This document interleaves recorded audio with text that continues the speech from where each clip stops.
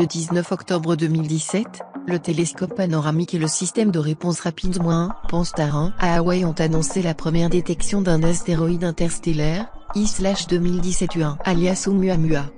Depuis ce temps, plusieurs études ont été menées pour déterminer l'origine de l'astéroïde, ce qu'il a rencontré dans l'espace interstellaire, sa vraie nature, est-ce une comète ou un astéroïde? Et s'il s'agit ou non d'un vaisseau spatial extraterrestre? Pendant tout ce temps, la question de l'origine d'Oumuamua est restée sans réponse.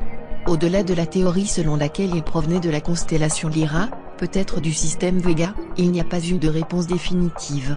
Heureusement, une équipe internationale dirigée par des chercheurs de l'Institut Max Planck pour l'astronomie, PIA, a suivi Oumuamua et a réduit son point d'origine à 4 systèmes d'étoiles possibles.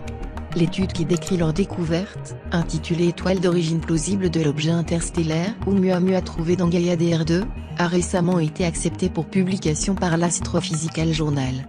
L'étude a été menée par Corinne Baylor-Jones de l'Institut Max Planck pour l'astronomie et comprenait des membres du Jet Propulsion Laboratory de la NASA, de l'ESA et au Centre de coordination, l'Observatoire européen austral ESO, l'Institut de recherche du Sud-Ouest SVRI, et plusieurs universités et instituts de recherche.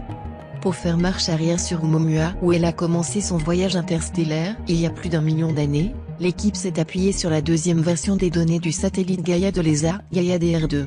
Bien que des études aient été menées dans le passé pour déterminer d'où provenait Oumuamua, dont l'une a déterminé qu'elle provenait probablement d'un système binaire, aucune n'a été en mesure de fournir un emplacement plausible.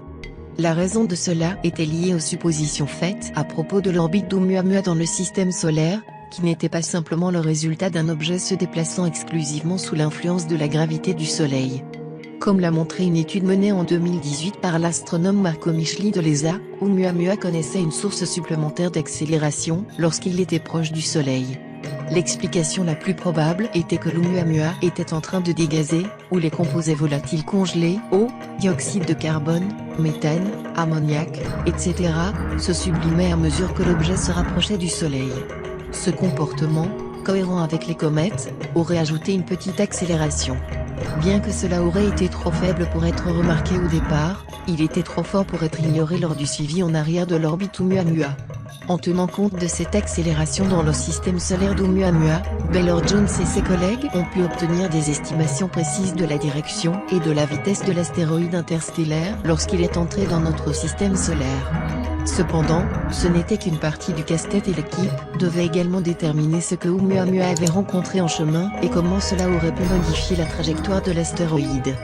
Pour répondre à cela, Baylor-Jones et ses collègues se sont appuyés sur les données du DR2 de Gaia, qui comprend des informations précises sur les distances, les positions et les mouvements pour 1,3 milliard d'étoiles.